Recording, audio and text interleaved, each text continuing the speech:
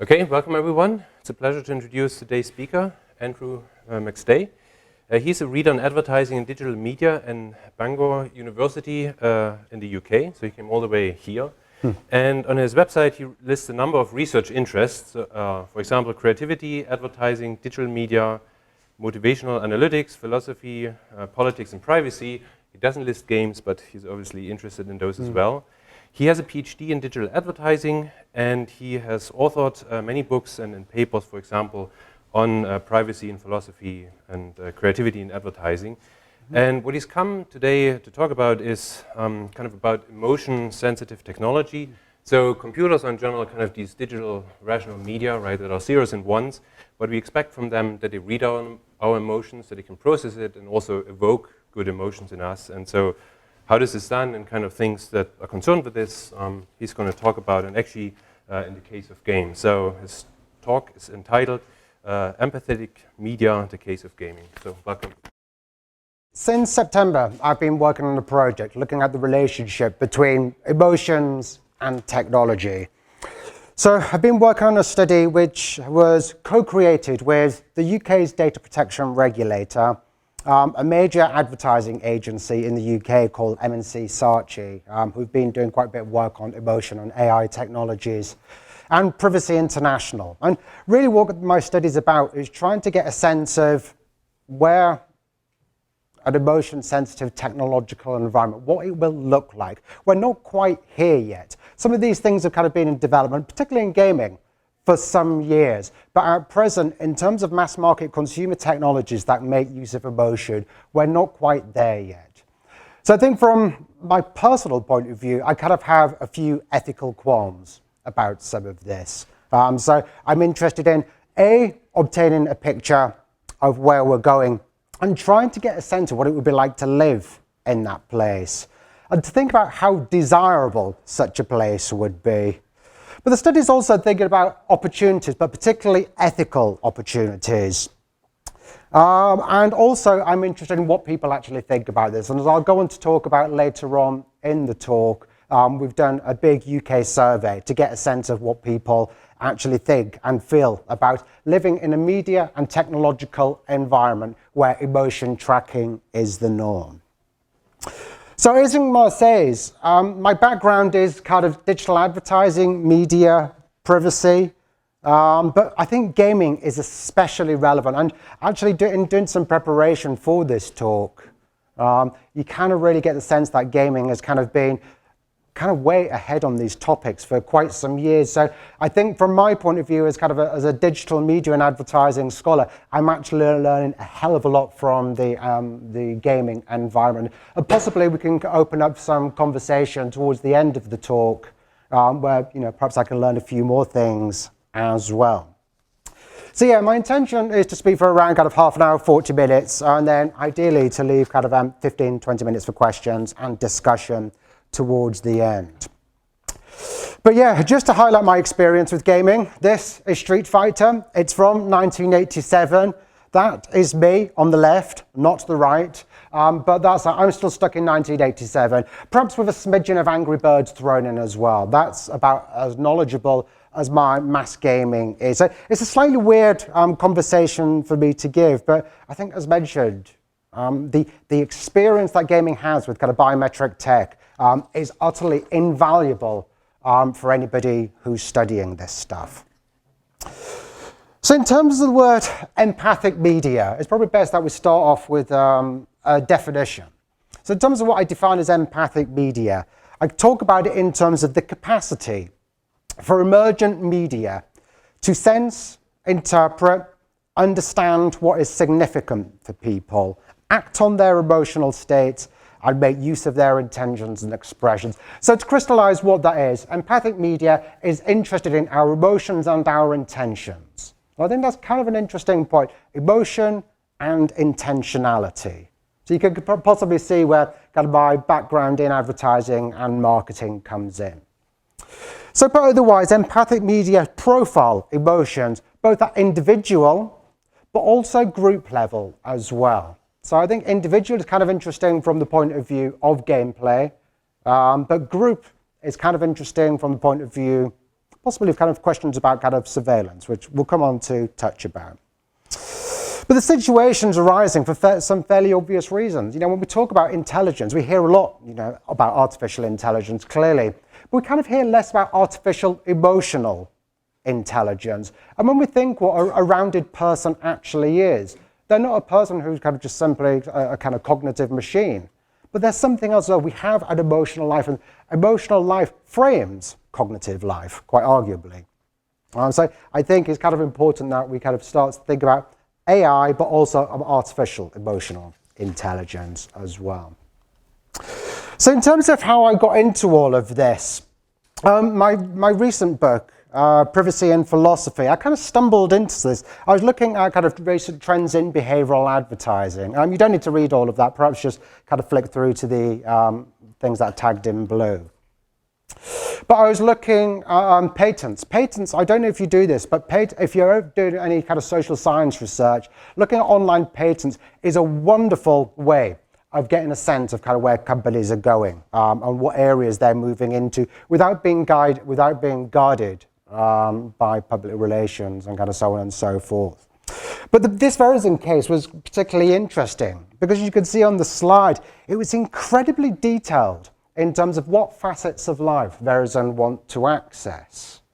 And clearly this is a wish list rather than reality. A patent is sometimes a land grab for what a company would like to do rather than what they actually can do at the moment.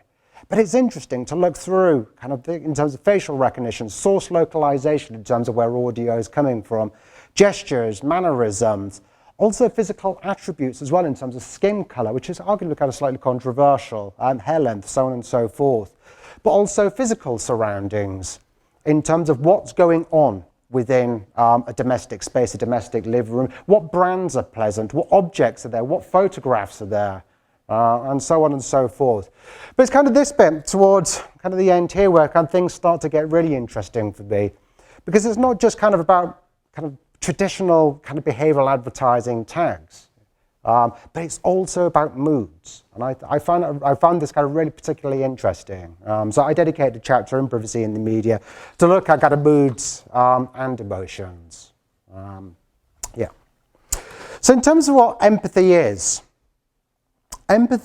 isn't about sympathy. So in terms of kind of methodologically thinking about what empathy actually is, it's not about sympathy. Because one can empathize, we can understand what somebody else is going through, but we can still say, thank God that didn't happen to me. So we're kind of divorced. Whereas sympathy, you know, we kind of be in alignment with a person, whereas empathy is kind of something slightly different.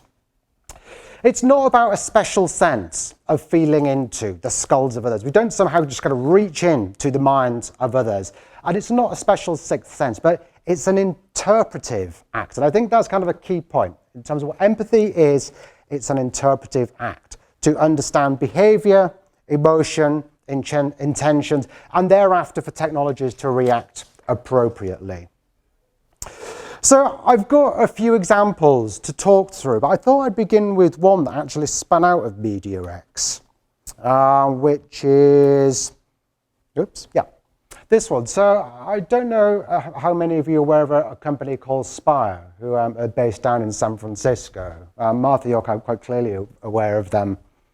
But yeah, I talked to them on my last trip here when I was here in 2014. And again, they make mood tracking wearables. And this, is quite a good example of how quantitative technologies interact with qualitative life. And in terms of how it works, the unit registers different types of respiration. So essentially, it's a wearable little breathing tracker, respiration tracker, which sits on your belt, on your hip.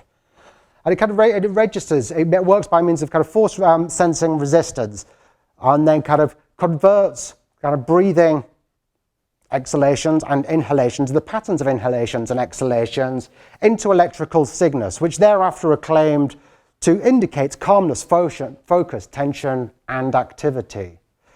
And I thought this was really quite an interesting one. This is a wearable I actually stuck with for a while. I don't know if we have many wearables users here, but if you're like me, you've probably got maybe one or two wearables that you wear and possibly kind of a few more on a shelf, which you wore once and kind of never seen the light of day since. But this was one I stuck with for about 6 months because it was actually quite an accurate one.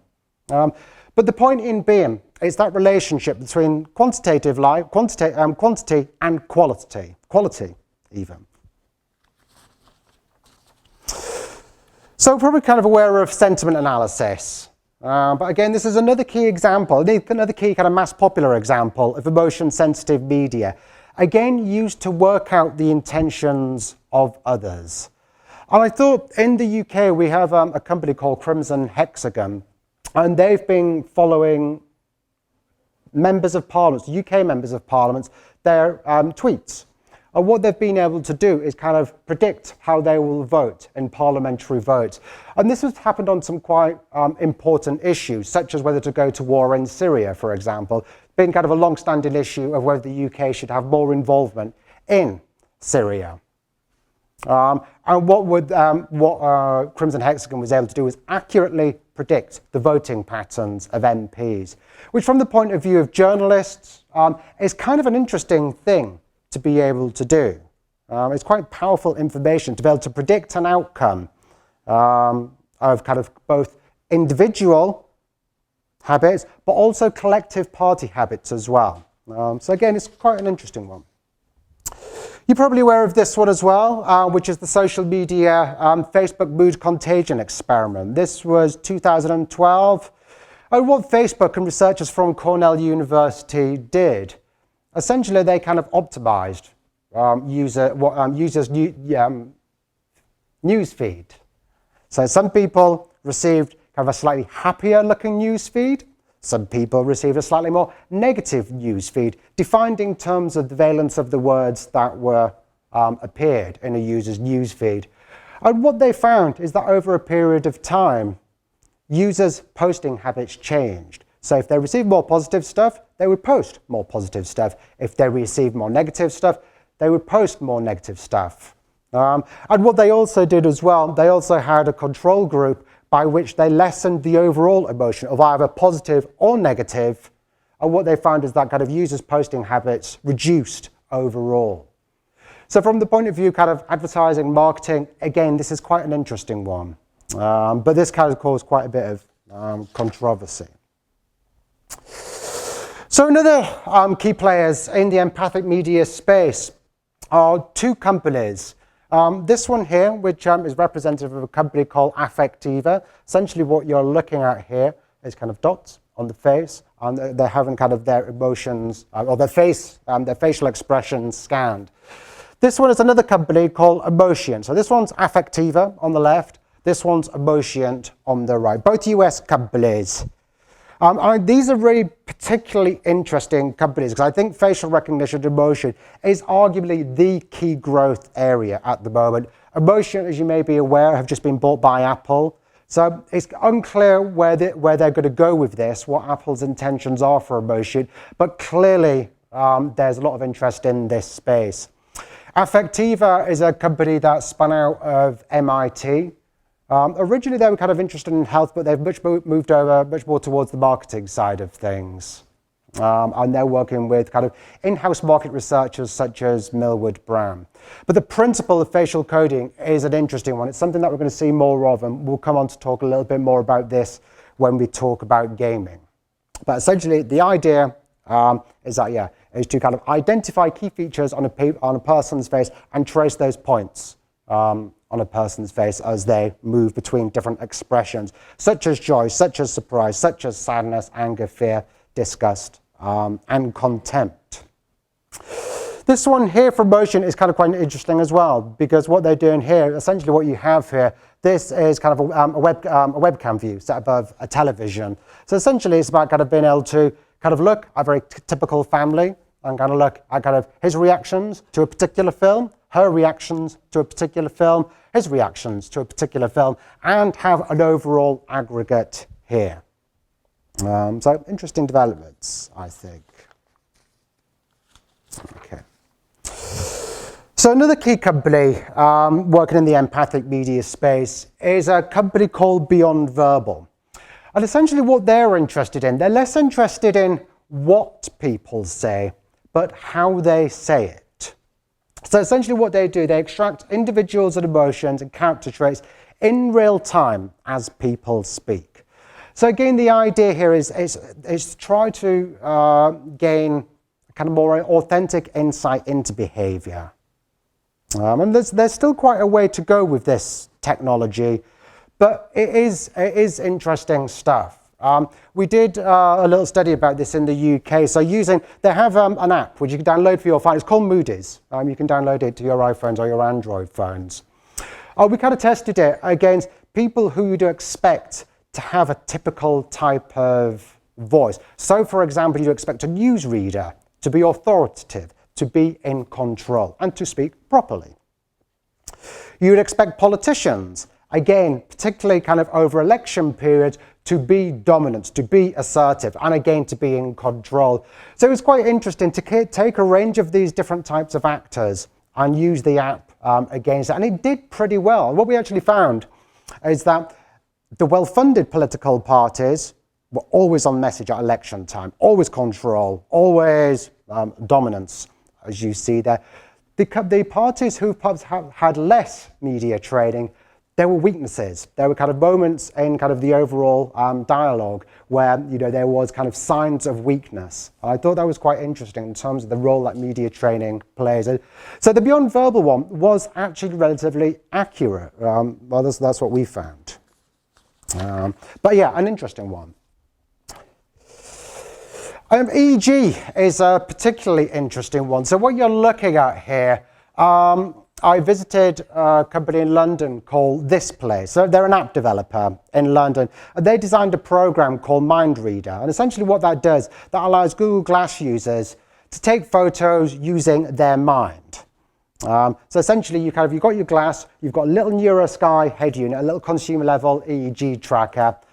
And the basic principle is that you try not to concentrate. You focus on something really kind of just like literally the corner of something, exclude everything else around you, and then the augmented glass visualizes a line which goes up, it takes the photo, and then you can post it onto social media. So it was a cute little thing that the company, This Place, did in London. It got a lot of traction in the UK media in terms of kind of EEG, minds, brains, being used as controller devices. Do you do much work on that, Ingmar, here in terms of EEG stuff?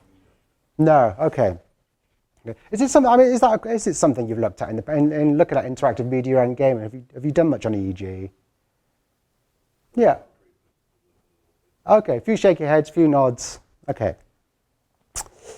But yeah, so this was quite interesting. So what This Place are doing now, they're working with UK's British Broadcasting Corporation, again, to develop input devices. So people with locked-in syndrome is the example that This Place using, but people who can't use their limbs and literally can only use their thoughts. To use controller devices, to log on to use the kind of BBC interfaces. But clearly there's kind of more interesting opportunities to use EEG as controller devices. One of the examples is this one. So this is quite a recent one. So consumer level EEG is quite arguably set to get very big. And the automobile industry are very, very interested in this. And Chinese researchers late last year from Bangor University have developed what they say is the country's first car that uses nothing but brain power to drive. And I guess kind of fuel as well, but fuel aside. But being able to kind of use and move a car around, literally just using EEG trackers, which is kind of interesting because we hear a lot about the kind of driverless cars. Stories, but less about kind of new modes of driving. And they've done tests with this, and it kind of, so there are kind of videos of the kind of research team driving around, literally just using EEG. So it's going to be interesting to see where this goes. But I think from my point of view, somebody has an interest in kind of questions about privacy, what actually happens with this data and information that's maybe used to infer emotional states as the driver finds themselves in kind of different circumstances, negotiation, lane changes, crashes possibly. So these things start then to kind of have consequences for the insurance industry, for example. So I think in terms of technology is interested in emotions and intentions, EEG is going to be quite a one to watch. Yeah, so advertising has been quite a big one, certainly in terms of the study that I'm working on and the companies that I'm talking to. This emotions, technology is used to understand emotions. Advertising seems to be the big area for this. So what you're looking at here, this is London's Oxford Street. This is a bus stop. And this is a person waiting for a bus looking at an ad. And essentially what the ad does, the ad is kind of has a little Microsoft Kinect camera above the ad. And it tracks whether somebody's happy, whether somebody's neutral, or whether they're grimacing and they're unhappy. So essentially you've got 3 different stages there: happy, neutral, and sad, I think it is.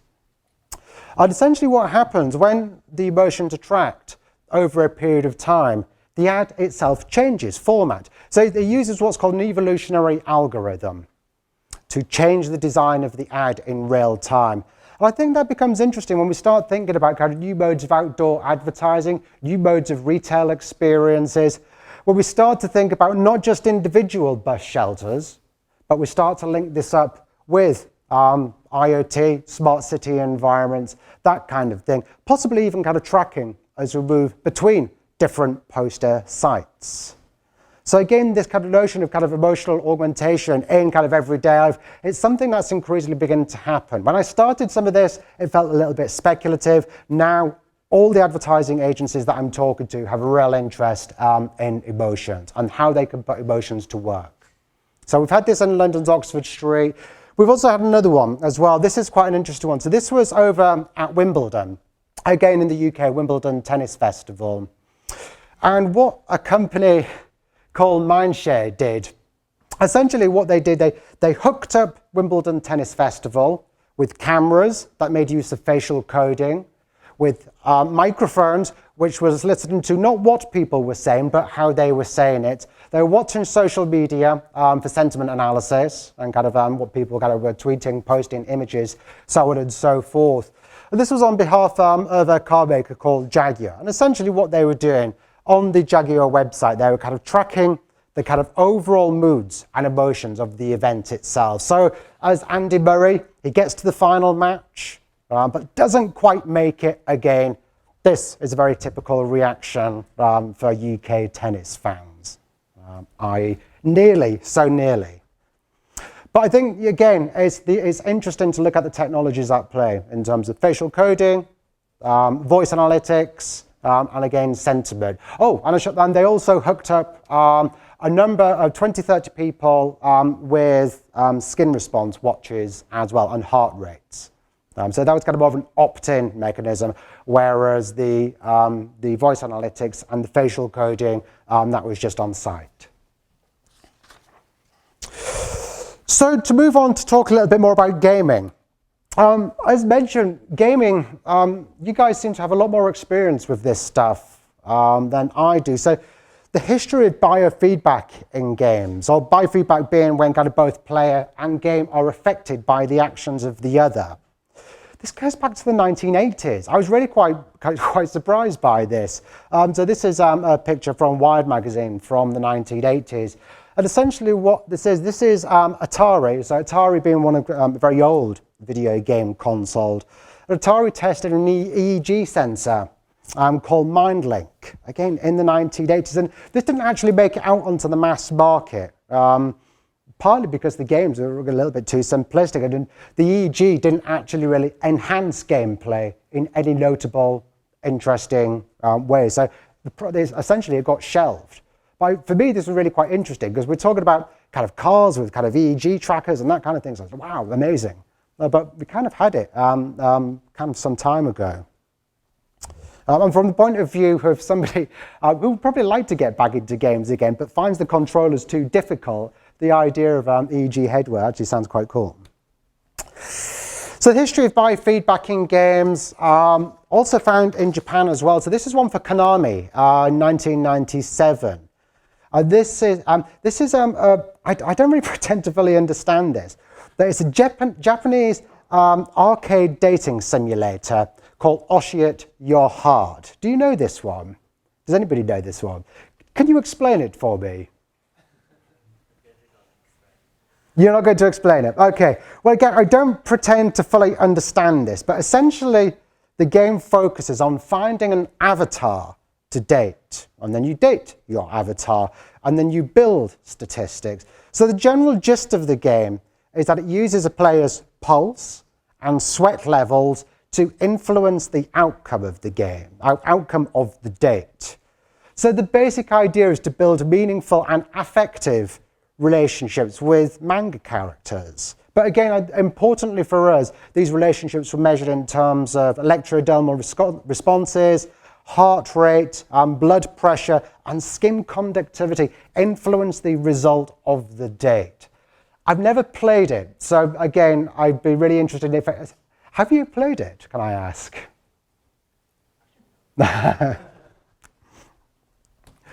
And so Tetris as well, Nintendo were doing this. So this is in 1998. And again, they were using ear sensors. Essentially what you've got here, this is an ear sensor, which clicks onto the lobe here. Again, to monitor heart rate, which thereafter altered the game's speed. A slightly more, moving kind of more towards present day. This is from around 2005. This is academic work. It's Skipbone, an early interactive scenario involving a gameplay and an empathic avatar. So this avatar here, which is this guy here, he's called Max. And essentially what Max does, he responds to the emotional and physical state of the player. So this is around the mid-2000s. Again, this is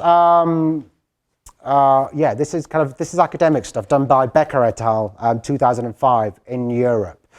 But so it wasn't mass market, but what was really quite interesting about this is that A, it was bi-directional. It discerned a wide range of emotions in real time. It responded to people's emotional states and thereafter learned, and the learning part is clearly quite key, how to modulate emotions in people by means of that data collected. So for example, Max, if he kind of thought he was about to lose, he would express fear. If he was doing well, he would express surprise and happiness. And the expression occurred not just kind of literally by smiles, but also grunts, modulation of breathing, and utterances in terms of kind of words and kind of things that he might say, or even just kind of, grunts. So Max was able to both read and adjust to opponents' emotional states. So this was kind of some of the early stuff in Europe. Some of the more interesting kind of moving towards kind of mid-2000 up to 2010, Valve did a lot of work in this area. So do most of you know who Valve are?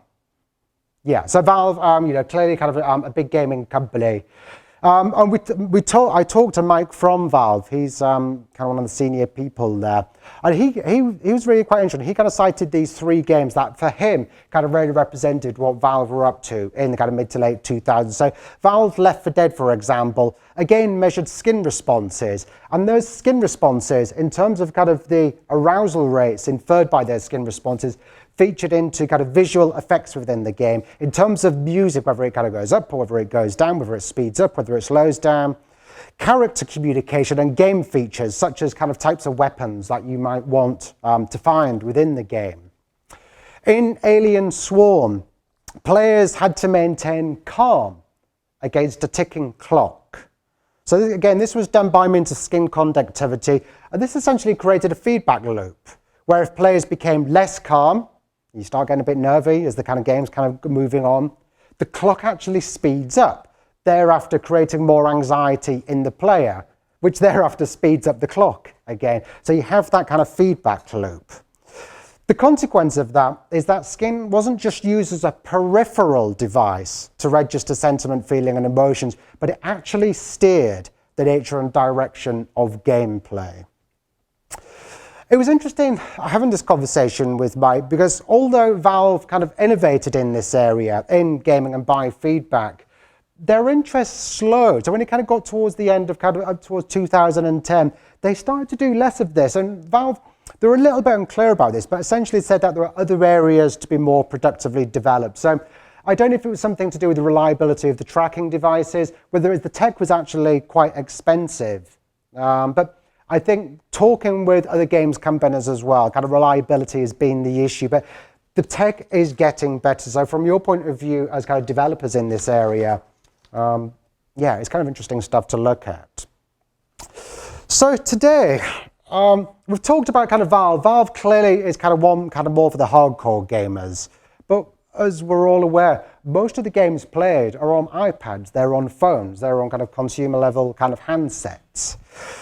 So companies such as Affectiva are again kind of moving into this area. So Affectiva historically have been more interested in marketing, working on with kind of companies such as Millwood Brown to see what people think about ads. So essentially you have a lab, you kind of hook people up, and you kind of get to register what their facial responses are as they watch an ad. And you change the ad. If there's bits like the ad that aren't working, you take it out and you kind of optimize the ad on the basis of people's reactions.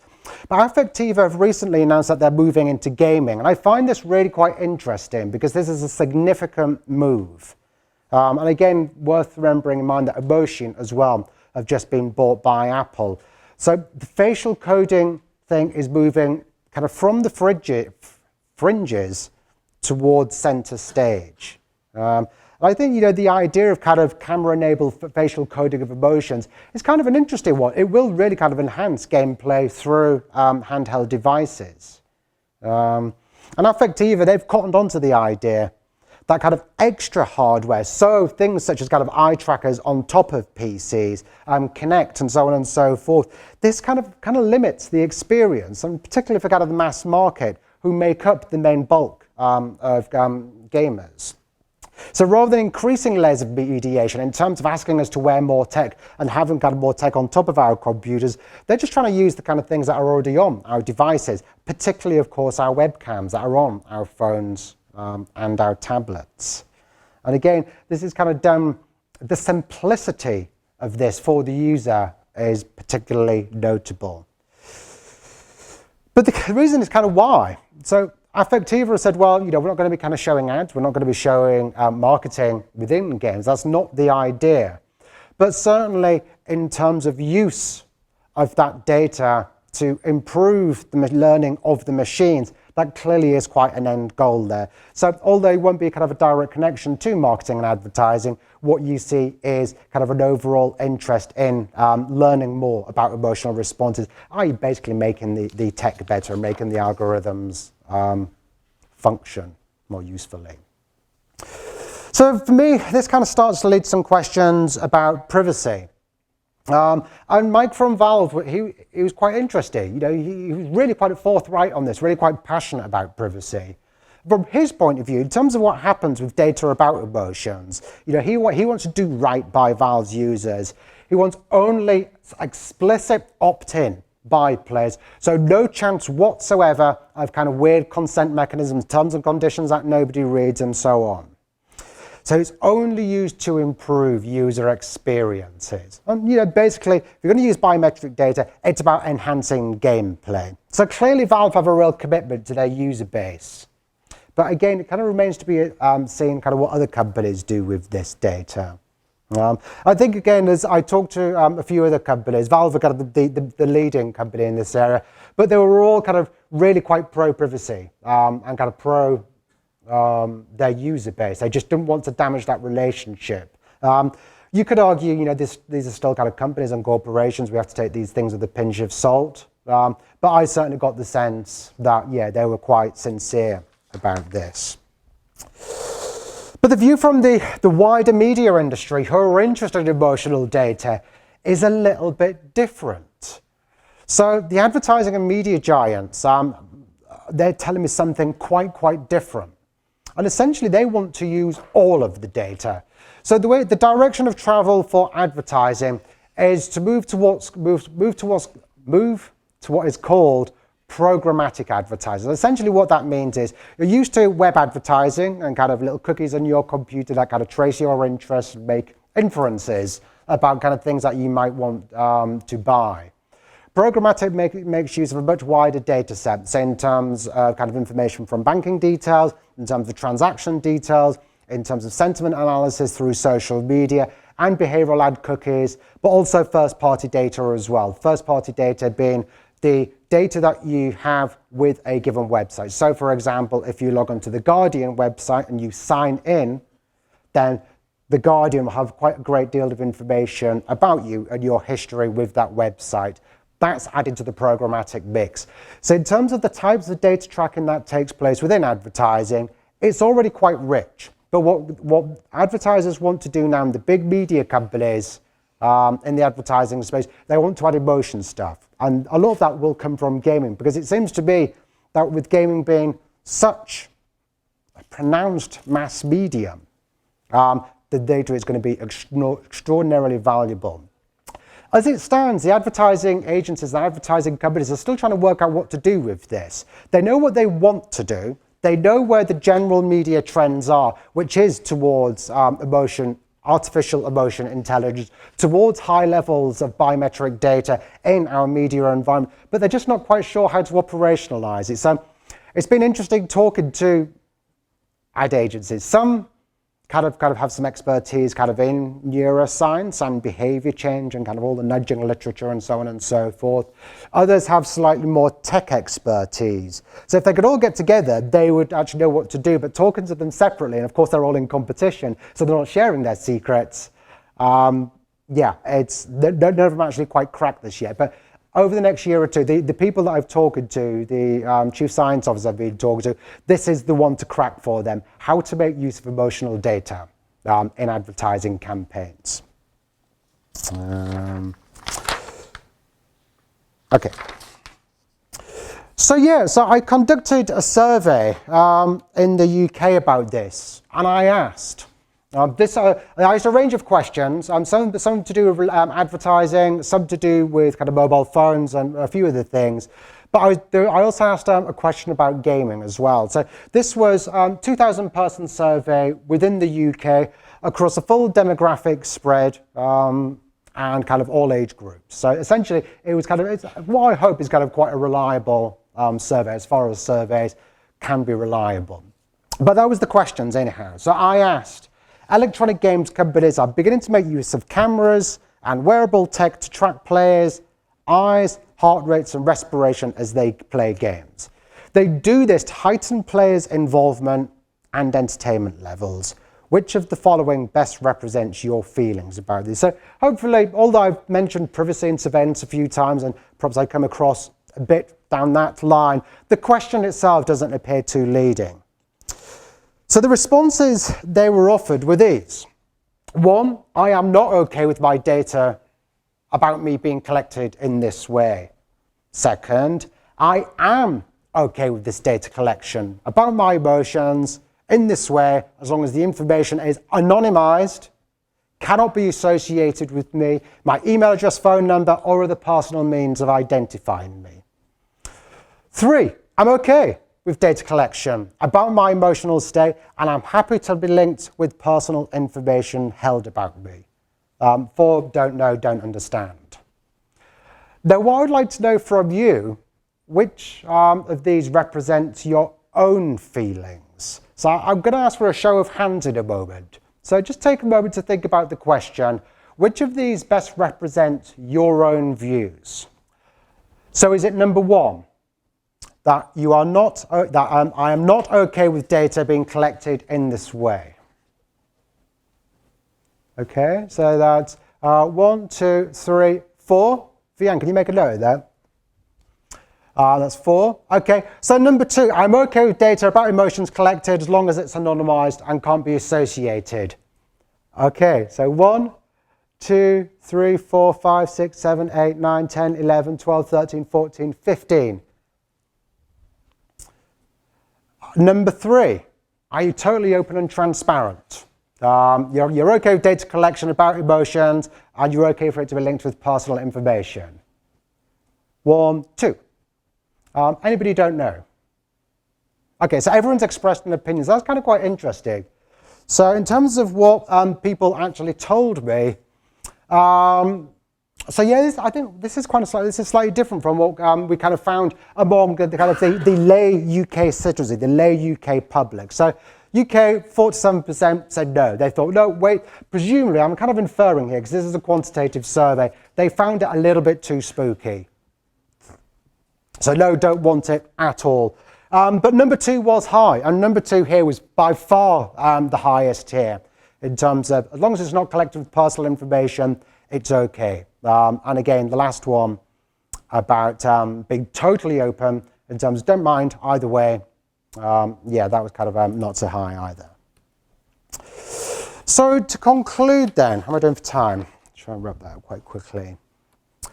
So yeah, in terms of what empathic media are, it's the capacity for media technologies to sense, gauge what's significant for people, act on their emotional states, and make use of intentions and expressions.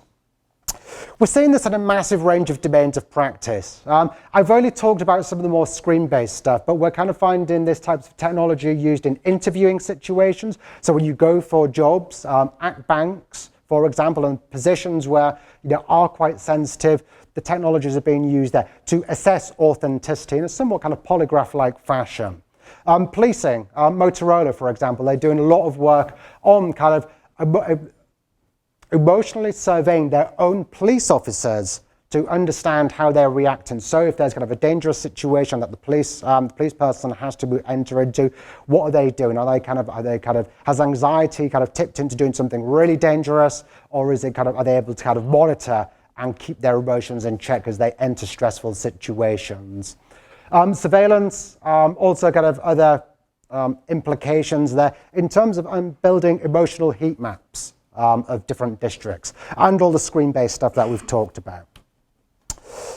But yeah, biofeedback in gaming from the 80s onwards. This would be, preparing for the talk, some of the examples that I came across, I was really surprised that how early, so particularly kind of the Atari work in the 1980s, using EEG trackers then as gaming input devices. People are getting really excited about this stuff now, so perhaps we all need a bit more of a history lesson on that one. But gaming, for me, is particularly interesting because your community has got so much more experience of this than myself. But yeah, today this data is of real interest to advertisers. And again, when we think about advertising, advertising isn't just a practice on its own, but it's a practice that clearly underpins our media environment, whether it be kind of online media, search, social media, and so on and so forth. But increasingly, we're kind of seeing kind of the digital spill out into the public spaces in terms of electronic billboards, in terms of kind of retail environments that are more emotion sensitive. The text there is kind of, it's just stuff that's going to filter through in the next 2-3 years. And it's, I think the key thing to understand that the primacy of emotions in shaping decision making, that's the pull, that's the attraction for advertisers. The use, if you can understand emotions, you can sway decision making. That's the angle for them. The people themselves, though, overall, so across all the questions that I asked the UK citizenry, they don't like this. They're not keen on the tech at all. Perhaps it's a case of socialization and kind of people just need to get used to some of this stuff. So it's something that I'm going to be doing year on year, or perhaps once every 2 years. But keep the survey running because I think it should be quite interesting. And will they have a say? That's a really kind of difficult question because at present we know kind of terms and conditions that it's a flawed system. Consent mechanisms don't work. We've got a big problem here. There's a lot of scope for innovation in this space, but we kind of haven't got to the answer yet. Particularly, I think one of the things that's really quite interesting for me is with the outdoor advertising stuff, it doesn't actually collect any personally identifiable data. So essentially, it doesn't actually single out a person in any way, shape, or form. So what you have is you have kind of advertisers being able to make use of emotional life. They're able to survey emotional life in the aggregate. So no data held by the company can be traced back to an individual. For me, we've got a bit of a legal problem, certainly in Europe, because that's not the way our data protection regulations are meant to work. They weren't imagined for that. But in Europe, we've just had what's called the General Data Protection Regulations, which is the new regulatory tool for Europe. It makes no mention of this stuff. So already, something that's not even here is out of date. I'm possibly interested to talk about some of this stuff in the US in regard to US legislation. Yeah, and again, it matters. Emotions orient decision making. Emotions say a great deal about us. that's me done. Thank you very much.